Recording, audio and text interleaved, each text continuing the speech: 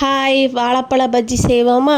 எங்கள் வீட்டில் இன்றைக்கி ஈவினிங் ஸ்நாக்ஸ் வந்து வாழைப்பழ பஜ்ஜி தான். ஏத்தங்காய் அது பச்சையாக இருக்கும்போது ஜிப்ஸ் போடுவாங்க, பழுத்துட்டானா நாங்கள் பஜ்ஜி போட்டு தான் வீட்டில் சாப்பிடுவோம்.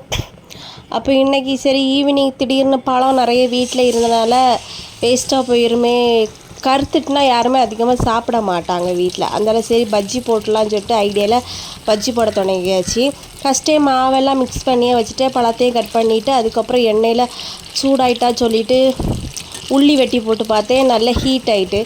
அதுக்கப்புறம் பழத்தை உள்ளே போட்டதுக்கப்புறம் டக்குன்னு முறிஞ்சிட்டு, நல்ல எண்ணெய் ரொம்ப ஹீட்டாக இருந்து உடனே நம்ம அந்த பிரித்து விட்டுட்டோம்னா தனித்தனியாக பிரிஞ்சிடும். அதில் அதுக்கப்புறம் நம்ம வெளியில் எடுத்ததுக்கப்புறம் ஒன்று ஒன்றா ஒட்டி இருக்கிறத நம்ம பிரித்தோன்னா அது எல்லாமே பிஞ்சு வந்துடும். அதனால் சூடாக இருக்கும்போதே உள்ளே போட்டே தனித்தனி பீஸாக ஆக்கிடணும். அதுக்கப்புறம் எல்லாம் ஃப்ரை பண்ணி மொத்தமாக எடுத்து முடிச்சதுக்கப்புறம் தான் சரி ஒரு ஸ்நாக்ஸ் கூட டீயும் போட்டு குடித்தா நல்லாயிருக்கும் அப்படின்னு சொல்லிட்டு அப்படியே டீ போட ஆரம்பிச்சிட்டேன். டீ ஒரு பக்கம் இதாகிட்டே இருந்துச்சு, ஒரு பக்கம் வாழைக்காய் பஜ்ஜி ரெடி ஆகிட்டு ஃபைனலாக சாப்பிட்டுட்டோம்.